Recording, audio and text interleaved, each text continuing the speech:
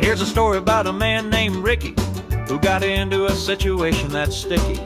His old lady left with the car they shared, a small price for him to get her out of his hair. But still Ricky badly needed a car, and he'd treat himself since he works real hard. So he decided that he would own the car of his dreams now that he was grown. Too bad for Ricky, he had no money. It was riding shotgun with his old honey. But that wasn't gonna hold him back from finally owning a Cadillac.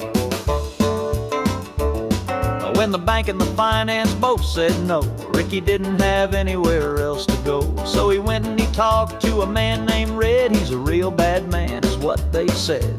Red agreed to give him the loan, but before they shook, Red made it known if Ricky didn't pay him back on the deal, the only thing he'd be driving is a chair with wheels. A wiser man would not have risked the chance of being gutted like a fish. But Ricky wasn't too concerned with that. He could only think about his Cadillac.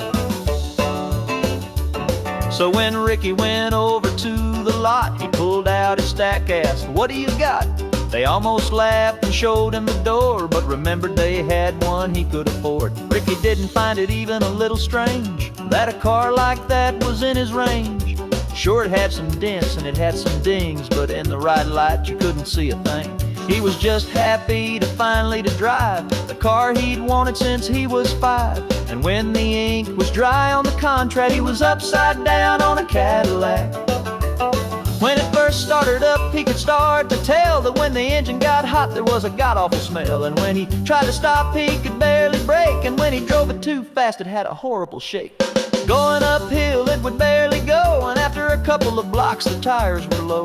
The thing drank oil like a sailor with rum, and the driver's seat made his ass go numb.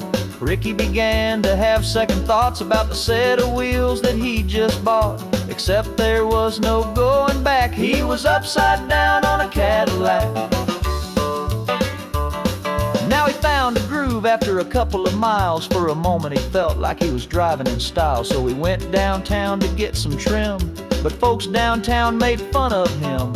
He went out from bar to bar, but couldn't even get a second look at his car. He offered one gal the passenger seat, but she said she would rather go sit in the street. So Ricky decided he would settle for an escort. Turns out he couldn't afford. He should have said he was broke before the fact, but he was upside down on his Cadillac. His lack of funds didn't sit too well. She had a manager, she said she would tell. Ricky's worry turned into dread when she said he was coming and his name was Red. When Red got there, Ricky tried to beg, but Red said he was gonna break his legs. What happened next was a bit absurd. Red made a move, but he tripped on the curb. So Ricky jumped back into his car and got away quick, but he didn't get far with Red and his boys already en route.